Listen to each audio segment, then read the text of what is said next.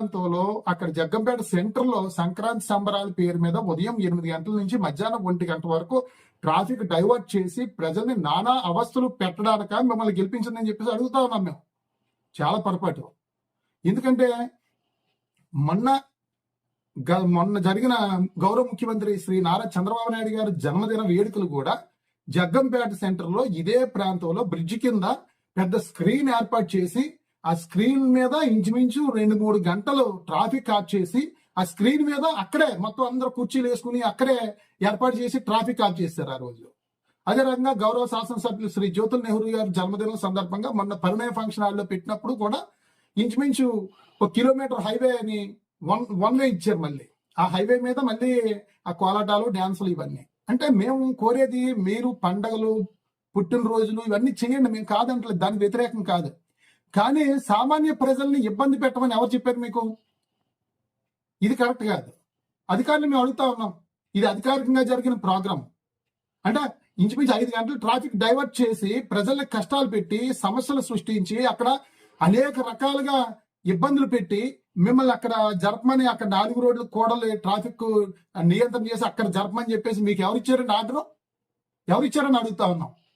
అధికారులు ఏం చేయాలి? ట్రాఫిక్ క్లియర్ చేయాలి. ఎక్కడికక్కడ అంత నిర్బంధం చేసి అష్ట దిగ్బంధనం చేసి మీరు అక్కడ ప్రజల్ని ఇబ్బందులు పెడతారా? అదా సంక్రాంతి సంబరాలు? ప్రతి గ్రామంలో కూడా సంక్రాంతి సంబరాలు, కోడిపందాలు వద్దు, జోదం వద్దు, మద్యం వద్దు, గుండాటు వద్దు అని చెప్పేసి ఎమ్మెల్యే గారు ప్రతి గ్రామంలోని కార్యకర్తలతో అక్కడ ఆటపాటలు పెట్టించాలి. అది సంక్రాంతి సంబరాలు. ప్రజలు తప్పుదోవ పట్టకుండా నియోజకవర్గంలో ఉన్న కార్యకర్తలందరినీ అక్కడ తీసుకొచ్చి అన్ని రకాలుగాను అక్కడ చేశారు. మేము సంతోషమే, మేము కాదంటలేదు, చాలా సంతోషం. కానీ ప్లేస్ కరెక్ట్ కాదు. ఎందుకంటే ఇది మొన్న ముఖ్యమంత్రి గారు ఆ రోజు పుట్టినరోజు నాడు అక్కడ 4 రోడ్లు కూడలు ట్రాఫిక్ బంద్ చేసి మీరు అక్కడ స్క్రీన్ మీద మెయిన్ రోడ్లో అక్కడ చేసిన రోజునే మేము అక్కడ పోలీసు అధికారులు మేము అడిగాం, ఇది తప్పండి, కరెక్ట్ కాదని చెప్పేసి. ఈ రోజు మళ్ళీ మేము అడుగుతా ఉన్నాం. అంటే ఇంకా మిమ్మల్ని అడిగేవాడు ఎవడో లేకపోతే రేపు పొద్దున్న అదే 4 రోడ్లు కూడల్లో కోడిపందాలు పెట్టిస్తారు మీరు. ఇది మంచి విధానం కాదు. మనం ప్రజలు మనల్ని గెలిపించారంటే మనం అధికారంలో ఉన్నామంటే ప్రజలకి అక్కడ అసౌకర్యం లేకుండా సౌకర్యంగా ఉండేలా ఏర్పాటు చేయాలి.